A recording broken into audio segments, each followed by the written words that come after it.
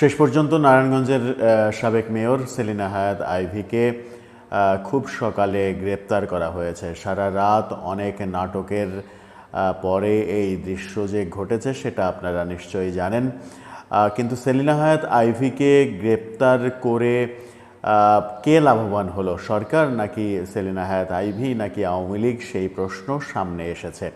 সেই প্রশ্ন যখন সামনে এসেছে তখন আমরা যমুনার সামনে এনসিপিকে সারা রাত অবস্থানের পরে, ভোরের দিকে যদিও তেমন লোকজন ছিল না, আজকে যমুনার সামনে তারা মঞ্চ বানিয়েছে। সেই মঞ্চ স্থায়ী করবে তারা বলেছে যতক্ষণ পর্যন্ত আওয়ামী লীগকে নিষিদ্ধ করা না হবে। এবং সেই মঞ্চ থেকে আমরা দুপুর 12:15টার দিকে জুম্মার নামাজের আজান দিতেও দেখেছি। অর্থাৎ জুম্মার নামাজের আজান দিয়ে সেখানে নামাজ পড়ার কথা সেরকমটা শোনা গেছে। একটা খোলা ময়দানের রাস্তায় সেটাকে মসজিদ বানিয়ে নামাজ আদায় করা হবে, তাও জুম্মার নামাজ। সাধারণ যে কোনো ওয়াক্ত নামাজ যে কোনো জায়গায় পড়া গেলেও জুম্মার নামাজের ক্ষেত্রে কিছু বাধ্যবাধকতা আছে। এমনকি সব মসজিদেও জুম্মার নামাজ হয় না, এমনও আইনের কথা শোনা যায়। সেটা তারাই ভালো ব্যাখ্যা দিতে পারবেন যে রাজনৈতিক সমাবেশে বারবার ধর্মীয় ইস্যু তারা কেন টেনে আনছেন, তারা ধর্মভিত্তিক রাজনীতি করতে চাচ্ছেন কিনা। মুখে বলছেন তারা মধ্যপন্থী রাজনীতি করবেন, কিন্তু কাজে কর্মে মনে হচ্ছে তারা ডানপন্থী ধর্মভিত্তিক রাজনীতির দিকেই চলে যাচ্ছে। সব মিলে কি হচ্ছে, এই দুই ঘটনার সাথে সাবেক রাষ্ট্রপতি আব্দুল হামিদের চলে যাওয়াকে কেন্দ্র করে আমেরিকার কার্গো বিমান ইস্যু সামনে এসেছে। অনেকেই এটা নিয়ে আলোচনা করার চেষ্টা করছেন এবং বলার চেষ্টা করছেন আমেরিকার কার্গো বিমান বাংলাদেশে এসেছে, সেই ইস্যুটাকে ধামাচাপা দিতেই, মায়ানমারের করিডোর ইস্যুটাকে ধামাচাপা দিতেই এই ব্যাপারগুলো সামনে আনা হয়েছে, যেটাকে অনেকে আবার নাটকও বলছেন। আদতে কি হচ্ছে, নাটক হচ্ছে না সত্য জীবনের গল্প আমরা দেখছি, সেই আলোচনা করার চেষ্টা করব এই ভিডিওতে। থাকবেন পলিটিক্স টিভির নিয়মিত আয়োজনে।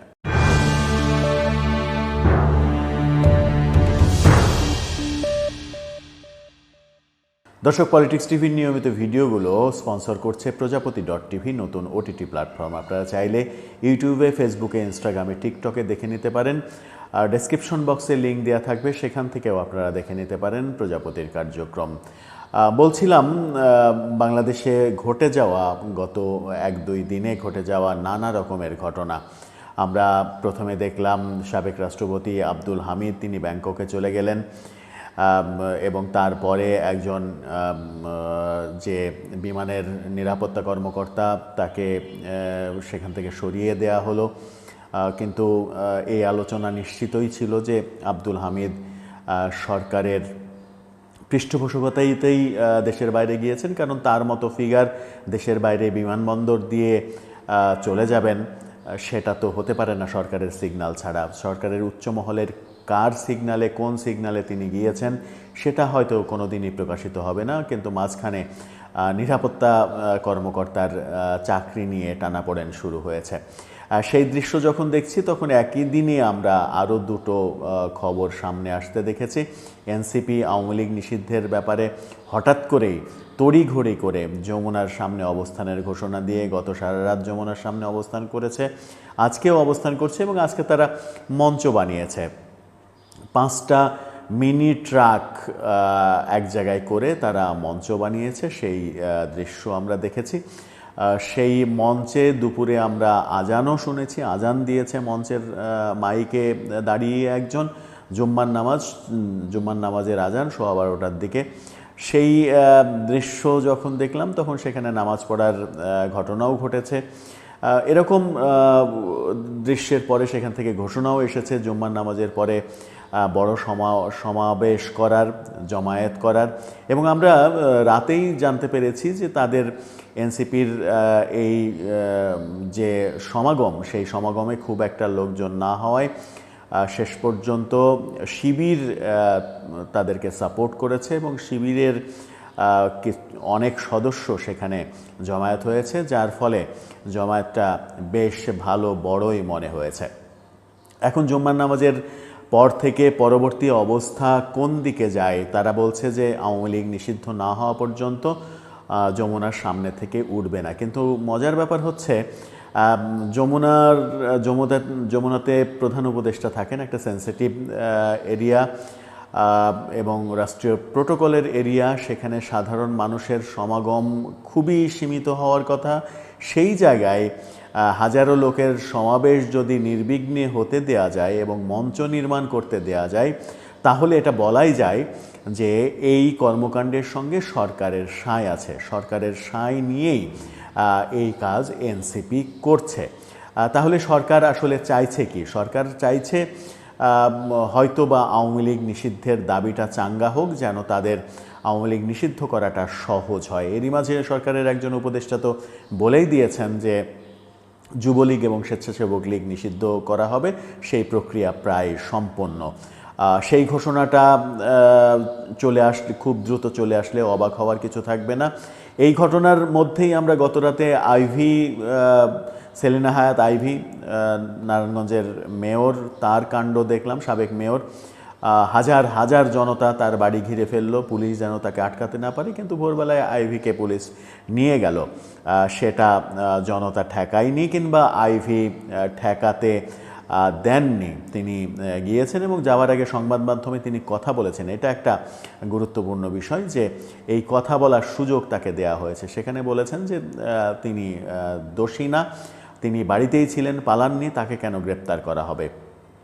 বৈষম্য বিরোধী আন্দোলনের পর তো সমাজে বৈষম্যহীন ব্যবস্থা চালু হওয়ার কথা, তাহলে আমার উপরে কেন এই নির্যাতন নেমে আসবে? আমি তো কোনো অপরাধ করিনি, আমি তো কোনো খুনের সঙ্গে জড়িত না, আমি নারায়ণগঞ্জের সবার মেয়র ছিলাম। এই কথাগুলো তার মুখ থেকে আমরা শুনেছি। যাওয়ার পথে পুলিশের গাড়ি আক্রমণের ঘটনাও ঘটেছে। কিন্তু এই যে ঘটনাগুলো ঘটলো, আইভী রহমানকে যে সেলিনা হায়াৎ আইভী, তাকে যে গ্রেপ্তার করা হলো, এই গ্রেপ্তার কী কারণে করা হলো? এই গ্রেপ্তারের ফলে সরকার কি লাভবান হলো, নাকি সরকার প্রচণ্ড সমালোচনার মুখে পড়ল? অনেকেই দুয়ে দুয়ে চার মেলানোর চেষ্টা করছেন। অনেকে বলছেন যে আওয়ামী লীগ যে পুনর্গঠনের স্বপ্ন দেখছে, নতুন নেতৃত্বের স্বপ্ন দেখছে, সেই নতুন নেতৃত্বের সবথেকে বড় দুটো নাম সাবেক রাষ্ট্রপতি আব্দুল হামিদ এবং সেলিনা হায়াৎ আইভী। এই দুজনকেই, সাবেক রাষ্ট্রপতি আব্দুল হামিদকে বিদেশে যেতে বাধ্য করা হয়েছে কেউ কেউ বলছেন, আর সেলিনা হায়াৎ আইভীকে গ্রেপ্তার করা হয়েছে যেন দুইজনের কাউকেই আওয়ামী লীগ তাদের পরবর্তী অবলম্বন ভাবতে না পারে। আওয়ামী লীগের পুনর্গঠন প্রক্রিয়ায় তাদেরকে যেন আওয়ামী লীগ নিতে না পারে। কারণ আওয়ামী লীগের মধ্যে ক্লিন ইমেজের দুইজন এই চরিত্র। সেলিনা হায়াৎ আইভীর জনপ্রিয়তা তো তিনি প্রমাণই করে দিলেন যে একমাত্র আওয়ামী লীগের পতনের পরে, 5 আগস্টের পরে একমাত্র ঘটনা, আওয়ামী লীগের কোনো নেতাকে গ্রেপ্তার করতে যাওয়ার পরে জনতা সেটিকে ঠেকিয়ে দিতে চেয়েছে, সারা রাত ঘিরে রেখেছে হাজার হাজার নারী পুরুষ। এই দৃশ্য আওয়ামী লীগের অন্য কোনো নেতার ক্ষেত্রে ঘটেনি। আমার মনে হয় যে